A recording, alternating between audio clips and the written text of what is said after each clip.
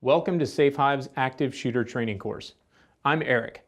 I'm a former police officer who conducts active shooter trainings. And I'm Jessica. I'll be demonstrating different scenarios throughout this course with Eric. Now, we've created this course to ensure you're prepared and have a plan. You've probably heard the term active shooter before, but what is it exactly? Law enforcement defines it as a situation where someone is actively killing or trying to kill random people in a confined or populated area. If you ever find yourself in one of these situations, the effort that you put into planning and preparation may save your life and the lives of others. Let's get to it.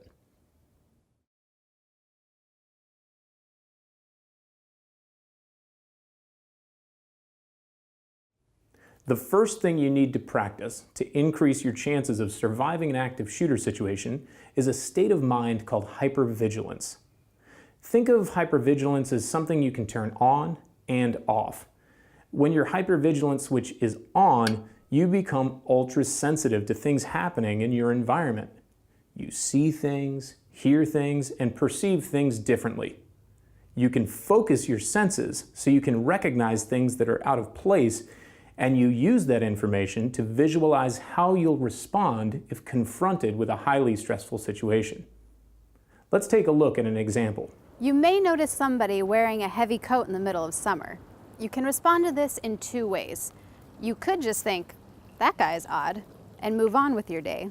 Or, using hypervigilance, you would think, why would that guy wear a heavy coat in the middle of summer?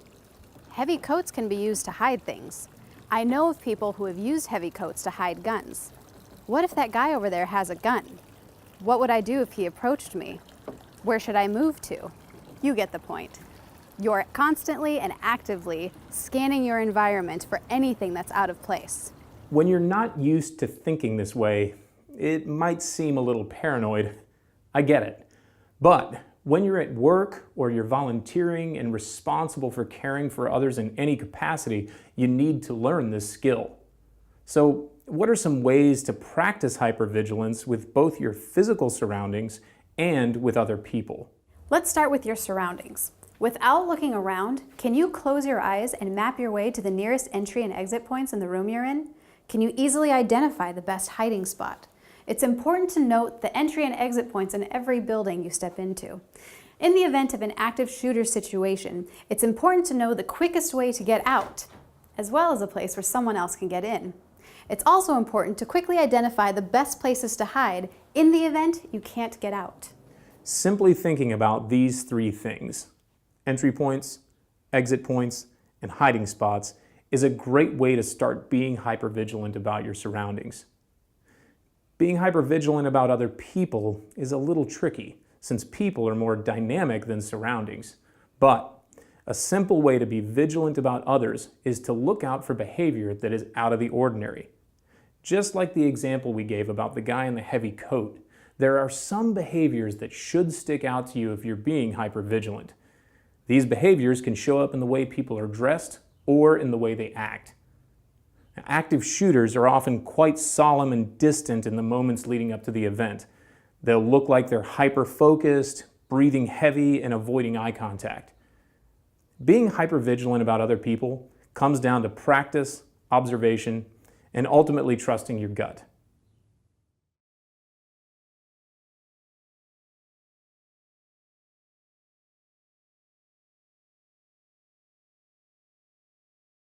While mental preparation is important, forming and practicing a plan is critical to your survival in an active shooter situation. Under the extreme stress of a situation like this, you won't be thinking clearly. You'll just be reacting on pure adrenaline. And so being hypervigilant won't be enough. You need to create and practice a plan. It's the only way to put the odds of survival in your favor in an active shooter situation. To create your plan for surviving an encounter with an active shooter, there are 3 actions you need to consider based on your location. These are run, barricade, and fight.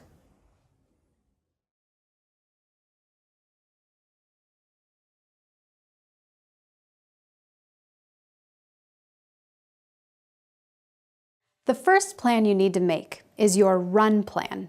To do this, you must have a good understanding of multiple exit points near you. You can't only rely on the nearest one, as you don't know where the shooter will be. These exit points should be posted on a map inside each room of your building. In the absence of those, however, it's up to you to know how to get out. Windows can also be a perfectly acceptable option for escape in a crisis, even if you have to break one to get out. Find a heavy object to break a window, rather than using your hands. If you're watching this training, there's a good chance that you will be responsible for getting others out as well. Help them prioritize exit points that they can reach with relative ease and simple instructions.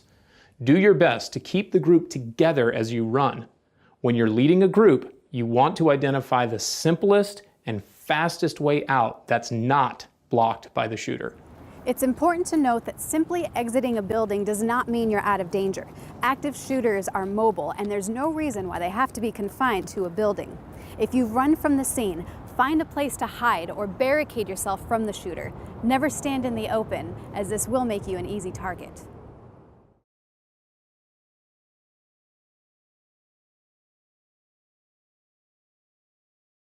The second plan you need to make is your barricade plan. There may be situations where you're unable to run from the shooter. For example, exits may be blocked or the shooter may be close by. If you can't get out, your next plan of action should be to barricade yourself. Barricading means creating an extra obstacle between you and the shooter.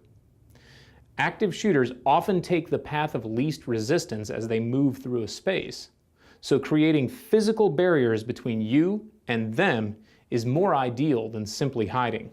Move desks, chairs, file cabinets, furniture, or anything that obstructs, blocks, restricts, or redirects the movement of the shooter. Use whatever you have at your disposal. If you're in a room with a locking door, lock the door first, and then barricade it with anything in the room that you can move. If there's a window in the door, or one along the wall that looks into the room, cover it if you can. You don't want to be seen. If you can't lock the door, you want to use anything and everything at your disposal to create a physical barrier between you and the shooter. Again, when faced with obstacles or obstructions, active shooters tend to take the path of least resistance. An important point to consider when barricading or hiding is whether or not the things between you and the shooter only conceal you from the shooter's sight or cover you from the shooter's bullets. For example, a sofa can hide you from a person's sight, but it won't stop bullets. A cinder block wall, however, will both conceal you from the person's sight and stop most bullets. A car's engine block will also do this. That's cover. Inside a building, much of what we think of as cover is actually concealment. Drywall, for example, is easily penetrated by most bullets. Even metal cabinets by themselves don't offer much protection. Chances are good that most things you'd use to barricade a doorway or hallway don't offer a lot of actual cover. They're great concealment, but you can't bank on them to stop bullets. It's a good practice to start looking at the world around you and make notes of which things offer concealment versus cover. If it will stop a bullet, it's cover. Otherwise, it's concealment.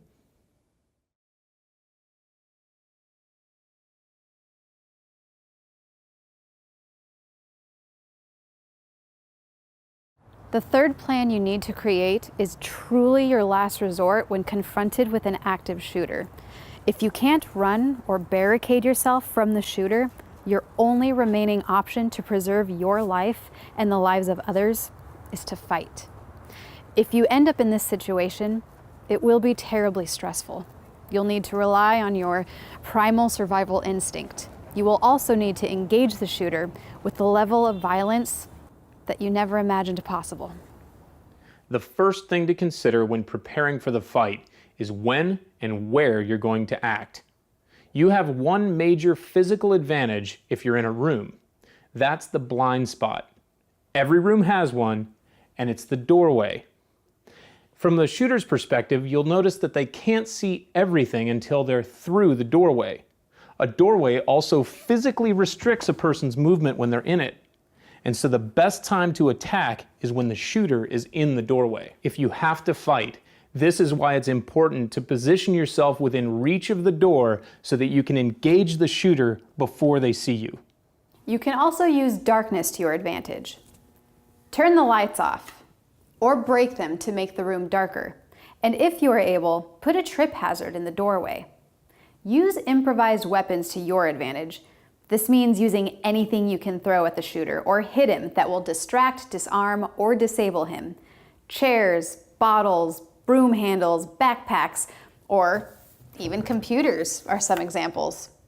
You can also use anything that disrupts the shooter's vision, such as a blanket, a liquid, a powdery substance, or even the foam from a fire extinguisher.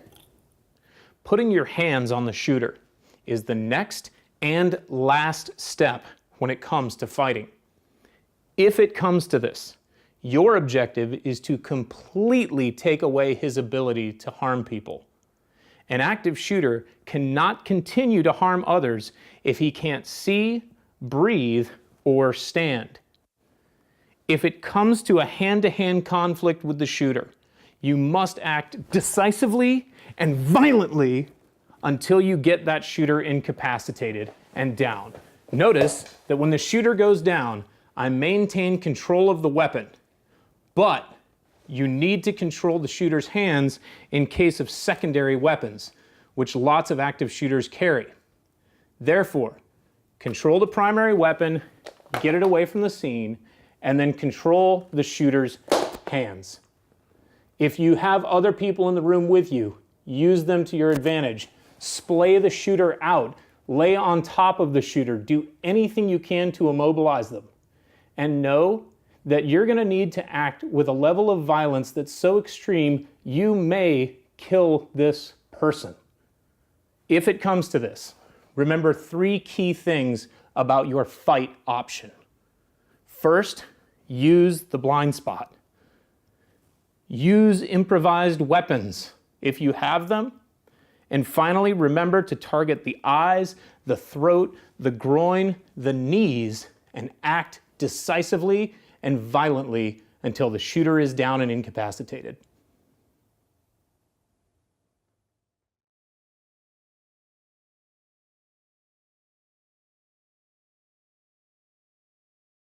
Our final section of training will teach you how to work with police when they arrive on the scene. The first thing to understand is that law enforcement officers who first arrive on the scene of an active shooter situation are not primarily there to provide first aid or evacuate you. They are there first and foremost to neutralize the threat. Once the threat is neutralized, they will focus on clearing the area, bringing in medical first responders to help the victims, and evacuating everyone else. It is imperative that if you are running from the scene, keep your hands up and clearly visible. Listen to their orders and do not try to stop the officers and talk to them unless they stop you and specifically ask for information. They don't know who's who, so they will assume that anyone can be a threat until the real threat is eliminated. If you're hiding or barricaded inside, do not come out of hiding or break down your barricade until you hear police officers announce their presence and specifically direct you to make yourself known. Just because you hear sirens and see police in the building does not mean it's safe to come out. Police will let you know when to come out. Otherwise, stay put and make sure you call 911. It's important to understand that medical first responders cannot and will not enter the area until police have declared it safe to do so. This means that victims in the area are relying on you and others for immediate care. So it's important that you understand basic first aid and CPR.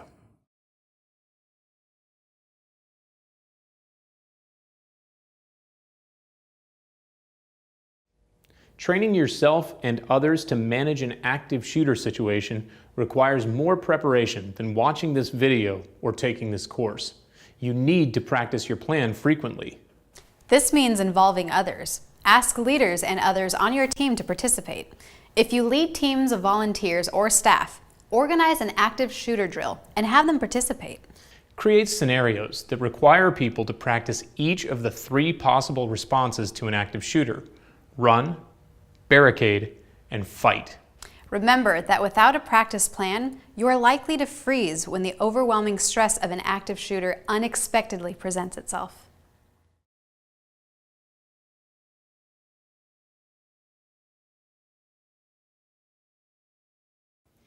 Surviving an active shooter situation requires mental preparation and focused planning.